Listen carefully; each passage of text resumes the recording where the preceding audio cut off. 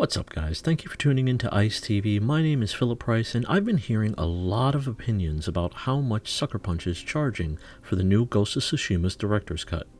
I wanted to make this video to say that if you're part of the camp that thinks it's too expensive, then you're part of what's wrong with the video game industry today. Listen, there are a lot of buzzwords getting tossed around here. I'm not saying anyone needs to check their privilege or that you're too entitled as a gamer. Heck, I even stand firmly against the concept of pre-orders. And if you don't really know where you stand in this whole argument, well, this video is for you. Now, in order to understand why it's ludicrous to feel like the director's cut pricing is too expensive, you need to understand what Ghost of Tsushima is. In 2017, Sucker Punch revealed their latest IP, a samurai-based action game set in feudal Japan. While this was a stark change from their superpowered Infamous games, players were skeptically optimistic. On July 17th of 2020, Ghost of Tsushima graced us with its presence. Players were transported to one of the greatest historical experiences we've ever, experienced. We became Jin, one of the last samurai to survive the brutal first encounters with the invading Mongols. We empathized with Jin as he was forced to toss aside his lifelong beliefs and values to become the Ghost, a merciless warrior not bound by the samurai code of honor. This single-player experience was so captivating that it had already become 2020's Game of the Year for many gamers despite the midsummer release date. And then, the unexpected happened.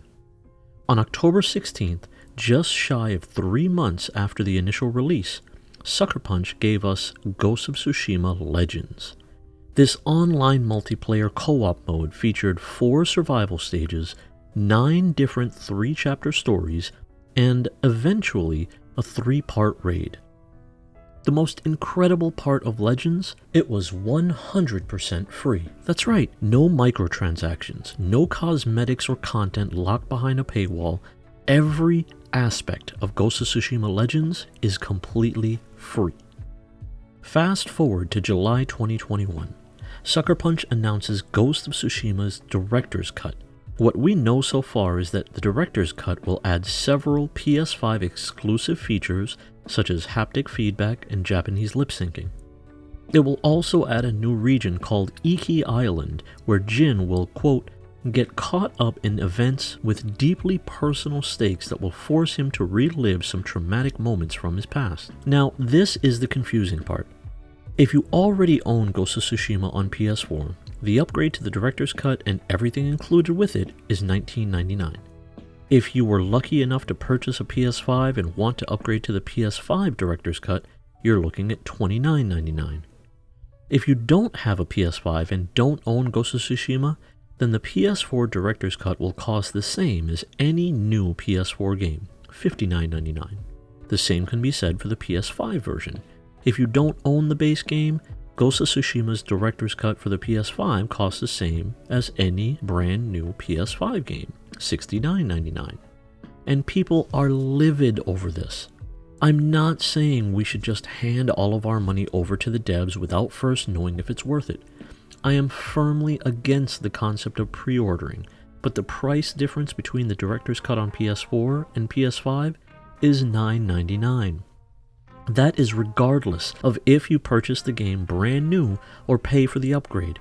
I think where a lot of people are getting confused is that they think Sucker Punch is locking next-gen features behind a $9.99 paywall when that's simply not the case.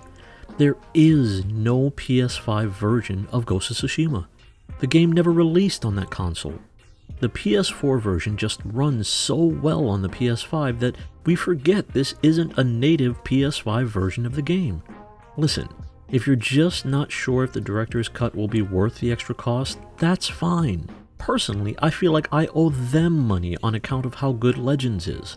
But if you're out there screaming from the rooftops that Sucker Punch is trying to rip people off and trying to convince others of the same, stop it. Just do what any good consumer should do and vote with your wallet. And that's it. Let me know your thoughts in the comments below. Be sure to be civil, and until next time, stay safe, stay blessed, and stay tuned to ICE TV.